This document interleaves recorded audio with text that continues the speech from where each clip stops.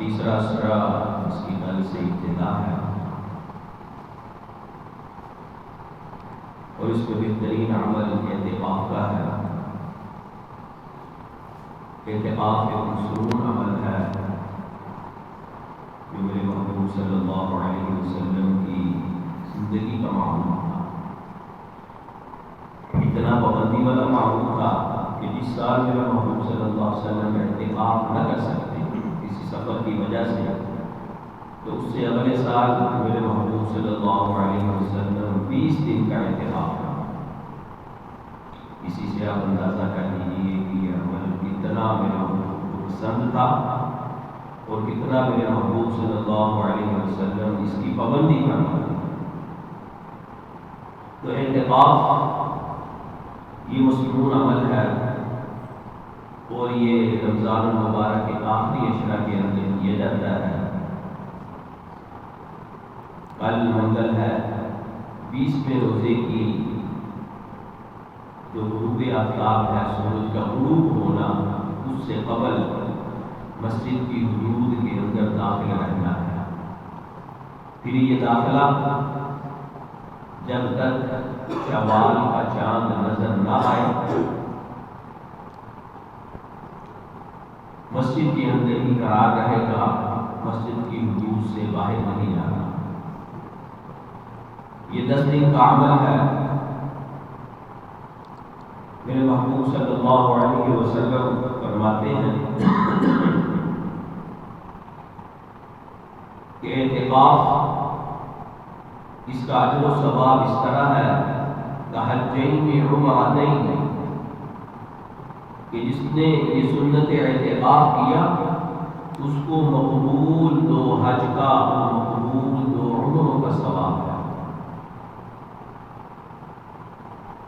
دوسری حدیث میں میرے محبوب صلی اللہ علیہ وسلم نے فرمایا کہ جو 1 دن کا اعتکاف کرتا ہے اللہ رب العزت اس کو جہنم سے 3 خندقیں دور فرما دیتا ہے۔ ایک خندق کی جو مسافت بیان فرمائی حدیث میں، ایک میں آیا ہے کہ زمین و آسمان کا جتنا خلا ہے نا اتنا اس کو دور فرما دیتا ہے۔ میرے محترم دوستوں بزرگوں، یہ چند گھڑیاں چند ساعتیں، بلکہ یہاں تک آیا کہ میرے محبوب صلی اللہ علیہ وسلم نے فرمایا کہ جو 1 ساعت کا تھوڑی گھڑی کا مسجد میں اعتکاف کرتا ہے اللہ رب العزت اس کو 1 محل عطا فرماتے ہیں۔ ایک گھڑی سے مراد کیا کہ مغرب سے عشاء اس نے اعتکاف کیا، اس کو 1 محل عطا ہوتا ہے۔ تو اس لیے جو لوگ یہ آخری اشرے میں اعتکاف نہیں کر سکتے تو کم از کم کوئی دن کا کوئی حصہ مسجد میں اعتکاف کے لیے سے بیٹھے۔ روایات میں تو یہاں تک آتا ہے کہ جو مسجد میں چلتا ہے اگر وہ وہیں صحن میں ہے، چل کر آگے مسجد کے حال میں جاتا ہے، اعتکاف کی نیت کرتا ہے، اس کو ثواب ملتا ہے۔ پہلی صف میں داخل ہوتا ہے اس کو بھی ثواب ملتا ہے۔ تو اس لیے اس کا اہتمام فرمانا چاہیے کہ مسجد کے اندر 1 گھنٹہ 2 گھنٹے اپنی زندگی کا معمول بناؤ۔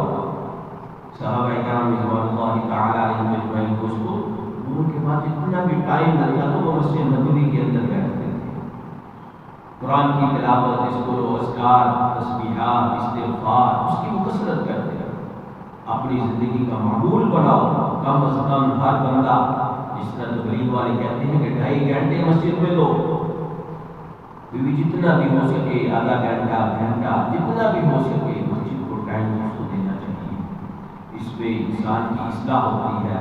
سب سے بڑھ کر کچھ بھی نہ کرے، کچھ بھی نہ کرے، کوئی عمل نہ کرے، یہ مسجد اللہ کی گھر ہے، یہ بیت اللہ کی بیٹی ہے۔ ادھر ویسے ہی اللہ کی سکینہ ہر وقت نازل ہوتی رہتی ہے، ہر وقت اللہ کی رحمتوں کا نزول ہوتا ہے۔ آدمی کوئی عمل نہ کرے، کوئی ذکر و اذکار نہ کرے، باپ بیٹھا رہے، چپ بیٹھا رہے، پھر بھی اس کے لیے جو ثواب ملتی ہے۔ اس سے بڑھ کر، اس سے اچھی، اس سے محبوب، اس سے پیاری، اس سے امن والی پوری کائنات کے اندر کوئی جگہ نہیں۔ یہ مسجد وہ جگہ ہے۔ تو دوستو، اپنے دلوں کو مسجدوں کے اندر رکھنا بھٹکانا، مسجدوں کے اندر رہنا، یہ بہت بڑا عمل ہے۔ یہ میرے محبوب کا عمل ہے، یہ میرے صحابہ کا عمل ہے، یہ ہمارے اکابرین کا عمل ہے، یہ صلحاء کا عمل ہے۔ آج تو دوستوں ہمارا دل بھٹکتا ہی نہیں، مسجد کے اندر بس سلام پھیرا مانگنے کی ہم کرتے ہیں، پتہ نہیں کون سے ایسا آگ لگی ہوئی ہے باہر جو ہم نے جا کر بجھانی ہے۔ ہمارا دل لگتا ہی نہیں مسجد میں۔ مسجدوں میں دوستوں سب سے پہلے آؤ، سب سے آخر میں جاؤ۔ ہمارا تو یہ مزاج ہونا چاہیے، مسجد میں آؤ تو ہمارا دل نہ کرے باہر جانے کا۔ آج ہمارا مسجد میں دل نہیں لگتا، بیٹھنے کا کوئی تیار ہی نہیں۔ حدیث میں کیا ہے؟ میرے محبوب نے فرمایا کہ بہترین جو جگہ ہے وہ مساجد ہے، بدترین جو جگہ ہے وہ بازار ہے۔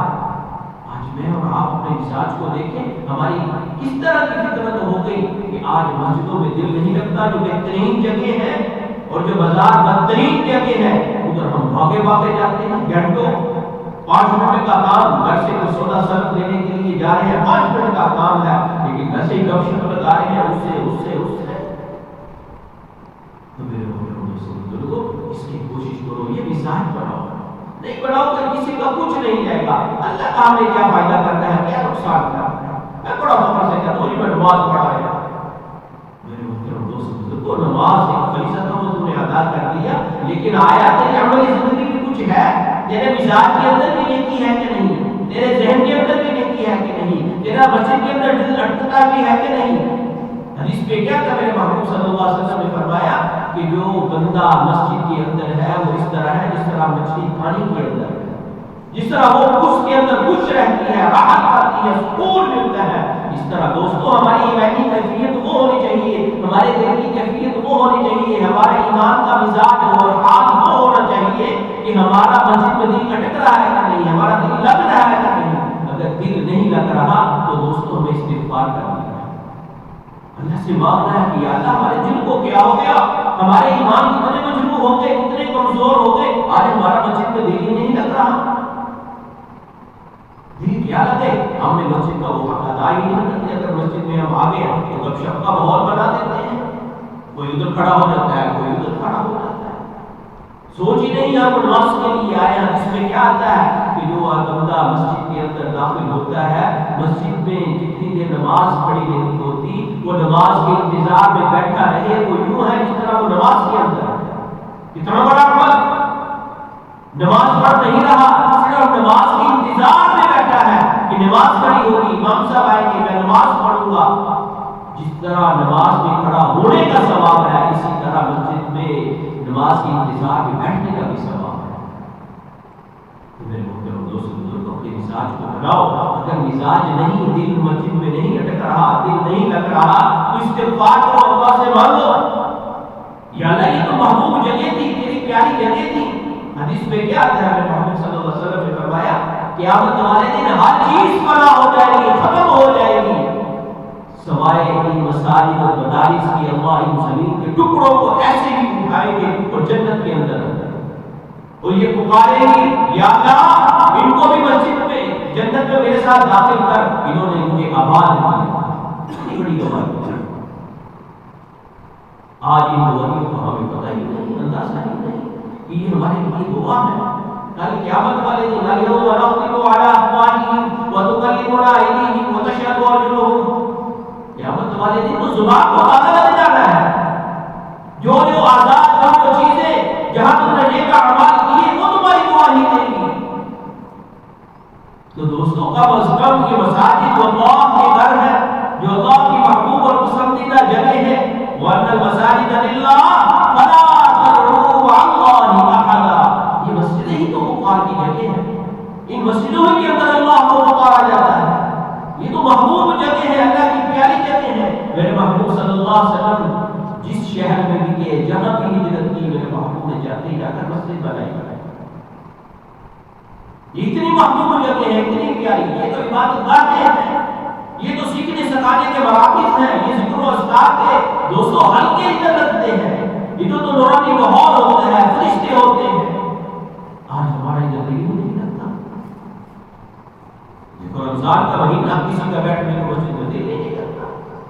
اتنا برتن کہ جس میں سر کے شیاطینوں کو اللہ نے قید کر دیا ہے، جکڑ دیا ہے، زمینوں میں بند کر دیا ہے، لیکن ہمارے اندر کا جو شیطان ہے نفس، اس نے ہمیں اتنا کمزور کر دیا ایمانی حالت سے، ہمارا دل لگتا ہی نہیں۔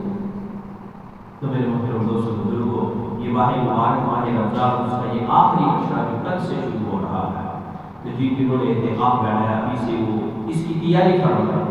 تو دوستو واضح فرق مجھے محسوس ہو رہا ہے، تو بہت اچھا کہ یہ رمضان ہمارے لیے بہت قیمتی بنا۔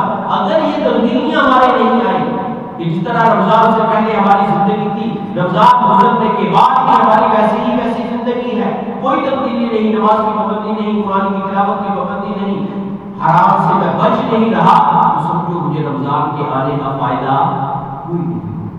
یہ سوچنا ہے اس لیے جو تھوڑے سے ایام رہ گئے ہیں، اس لیے دوستوں اس کو سنجیدگی سے یہ صرف باتیں ہی نہیں، یہ حقیقت ہے۔ خدا کی قسم اگر یہ میرے من میں آ جائیں، میری تربیت میں آ جائیں، تو دوستوں میری اور آپ کی زندگی سمجھ جائے گی۔ اگر نہیں ہے تو اللہ کا ہمارا پہلے کہتے ہیں کوئی نقصان نہیں، میری نیکیوں کی وجہ سے اللہ کا مقام اور رتبہ بڑھتا جاتا ہے، کہ اس کی بادشاہت میں تو کمی آ جائے ہے، میں کروں گا تو بڑھ جائے گی، ایسا کوئی چیز نہیں ہے۔ جو کچھ بھی میں نے کرنا ہے وہ میں نے اپنے لیے کرنا ہے، بس یہ میں اپنے دل کے اندر سوچوں، جو کچھ بھی میں نے کرنا ہے وہ اس کے لیے کرنا ہے، اپنے لیے کرنا ہے۔ میں اپنے آپ کو درست کر لوں، میرے لیے اللہ نے جو مہمان کھانے میں بنائے ہیں نا وہ مجھے نصیب ہو جائے، اس کے لیے میں نے کوشش کرنی ہے، اس کے لیے میں نے محنت کرنی ہے، اس کے لیے رب سے مانگنا ہے، اس کے لیے میرے محترم دوستو بزرگوں اللہ نے یہ رمضان ہمیں دیا، اس کے لیے اللہ نے یہ اعتکاف والا عمل دیا، اس کے لیے اللہ نے ہمیں تراویح دی۔ یہ ساری چیزیں دوستو اللہ اس لیے دے رہے ہیں کہ یہ میرا بندہ، اس کو یہ لالچ دوں، اس کو یہ دوں، یہ کرو گے تو یہ ملے گا، یہ کرو گے تو یہ ملے گا، یہ کرو گے تو یہ ملے گا۔ یہ تو لالچ اللہ ہمیں اس لیے دے رہا ہے کہ تاکہ یہ میرے مہمان بن جائے، یہ میرے مہمان بن جائے۔ جب ہم دوستو اللہ رب العزت ہمیں لالچ دے رہا ہے اپنے مہمان بنانے کے لیے، بدقسمتی تو پھر ہماری ہے نا کہ ہم اس کا مہمان نہیں بننا چاہتے، ہم اس رب کے قریب نہیں آنا چاہتے۔ وہ تو رب کہہ رہا ہے میرے قریب آؤ، میرے سے تعلق قائم کرو، میں تیری ساری ضرورتیں پوری کر رہا ہوں۔